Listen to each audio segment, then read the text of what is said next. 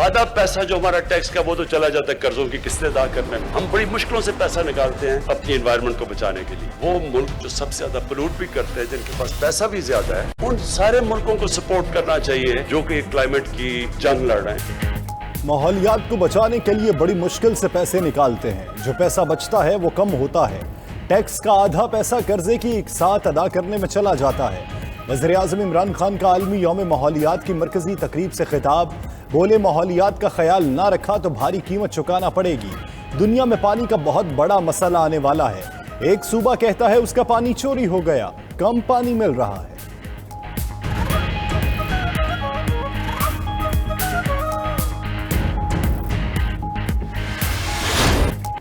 सिंध में कोरोना का दबाव बरकरार। मुस्बत केसेस की शरह 6 से 7% के दरमियान है।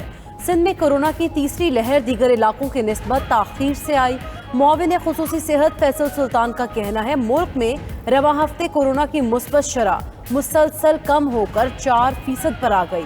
लॉकडाउन, SOPs पर सख्ती से अमल दरामद और वैक्सीनेशन से कोरोना फैलाव में कमी आई है।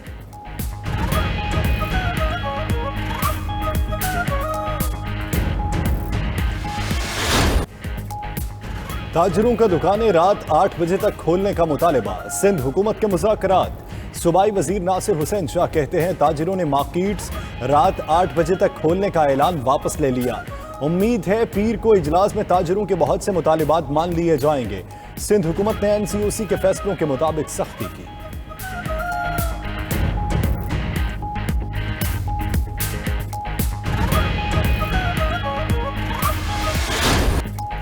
नून लीग और पीपल्स पार्टी में वट्टे सट्टे के बाद तलाक हो गई। फजलुर रहमान के छुहारे तगड़े नहीं वरना शादी बरकरार रहती।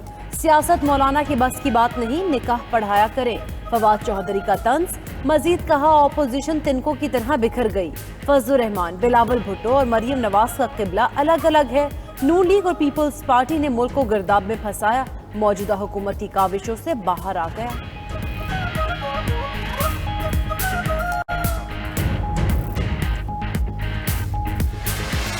फ्रॉड और झूठ और प्रोपेगेंडे के बुनियाद के ऊपर कायम हुकूमत है। इस बात का इम्कान भी है कि मसूफ जो है वो किसी दिन आए टीवी पे और आगे कहेंगे कि जनाब मैंने ये भी ठीक कर दिया, वो भी ठीक कर दिया, सब कुछ ठीक कर दिया, लेकिन अब मेरे पास अक्सरियत नहीं है तो लिहाजा मैं अब आपके पास आ रहा हूँ, तो मुझे आप अक्सरियत दें, तो लिहाजा जो है मैं इलेक्शन में जो है वो जा रहा हूँ। रायबंड का कोई वज़ीर-ए-आज़म है न नवाब शाह का कोई सदर। राना सनाउल्लाह का बिलावल भुट्टो को जवाब। मजीद कहा हुकूमत बजट में एक और फ्रॉड करने जा रही है। पंजाब में जितनी करप्शन हो रही है 73 साल में मिसाल नहीं मिलती। हुक्मरानों ने जिनको NRO देना था दे दिया। झूठ और फ्रॉड की बुनियाद पर मजीद वक्त गुजारना चाहते हैं। अब हुकूमत को घर भेजने का वक्त है, उसके साथ बैठने का वक्त नहीं।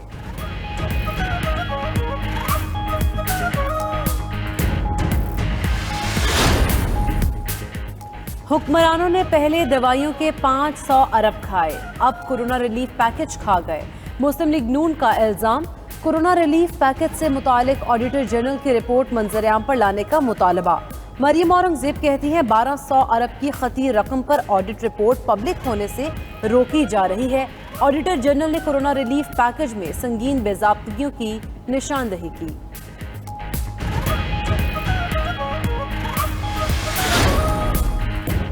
कोरोना के बायस मुल्क में मजीद 1923 नए केसेस रिपोर्ट। चीन से कोरोना वैक्सीन के मजीद 10 लाख डोज पाकिस्तान पहुंच गए।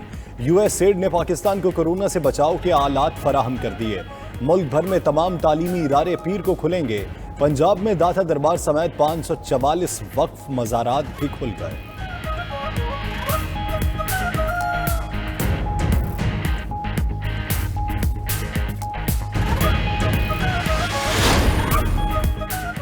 सिंध हुकूमत का विफाक पर इम्तियाजी सुलूक का इल्जाम। आइंदा माली साल के मुजव्वज़ा विफाकी बजट पर एतराज़ उठा दिया। वज़ीर आला मुराद अली शाह का वज़ीर-ए-आज़म इमरान खान को खत। कहते हैं विफाकी हुकूमत सिंध के लोगों से ज्यादतियों का सिलसिला बंद करे। विफाक ने पंजाब को 86,605 मिलियन और सिंध को सिर्फ 4,808 मिलियन के मंसूबे दिए।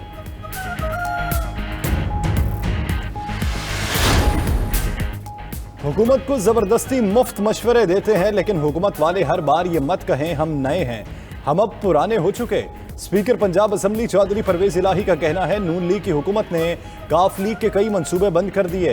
साबिक हुकूमत में तरक्याती बजट की खपत 45% रही, उनके दौर में 96% थी, लेकिन उन्होंने ढोल नहीं पीटे।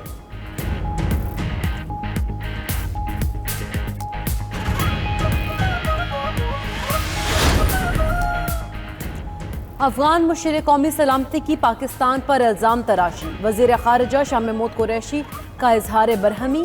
कहते हैं अफगान मुशीर के अल्फाज सुनकर खून खोल रहा है। जुबान दराजी बंद न हुई तो कोई पाकिस्तानी इनसे हाथ नहीं मिलाएगा। मजीद बोले फेटफ पर ठोस इकदाम किए, ग्रे लिस्ट में रखने का कोई जवाब नहीं।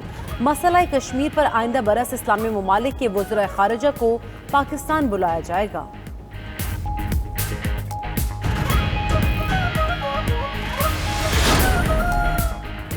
इमरान खान की माहौलियाती तब्दीली के हवाले से इक़दाम काबिल तहसीन हैं। बरतानवी वज़ीर-ए-आज़म का यौम माहौलियात तकरीब से खिताब। चीन का पाकिस्तान के साथ माहौलियाती तहफ़्फ़ुज़ के मंसूबे जारी रखने का आज़म। चीन के सफ़ीर ने सदर का पैगाम पढ़कर सुनाया। सेक्रेटरी जनरल अक़वाम मुत्तहिदा ने कहा मुस्तक़बिल बेहतर बनाने के लिए मिलकर काम करना होगा। सदर वर्ल्ड इकनॉमिक फोरम बोले पाकिस्तान ने बता दिया आलूदगी से कैसे निपटा जाता है।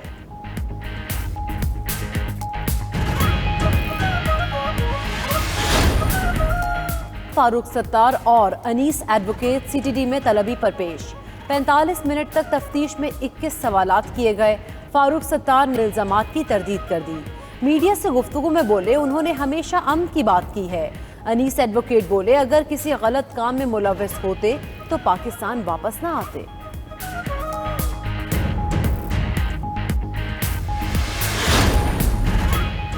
नैब ने साद रफीक और रेलवे अफसरान के खिलाफ इंक्वायरी की मंजूरी दे दी।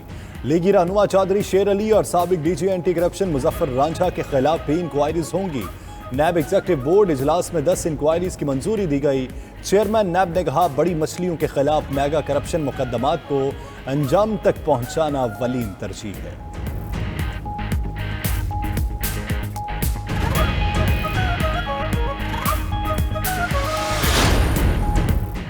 पाकिस्तान में कानून की हुक्मरानी को यकीनी बनाना है। निज़ाम अदल को मजीद बेहतर करने की ज़रूरत है। Chief justice supreme court justice Gulzar Ahmed का पंजाब की पहली कमर्शियल कोर्ट के इफ्तिताह पर खिताब। Chief justice Lahore high court justice Qasim Khan बोले पंजाब भर में कमर्शियल कोर्ट्स बनाई जाएंगी। कोरोना के बावजूद रवां साल केसेस के फैसलों की शरह में इजाफा हुआ।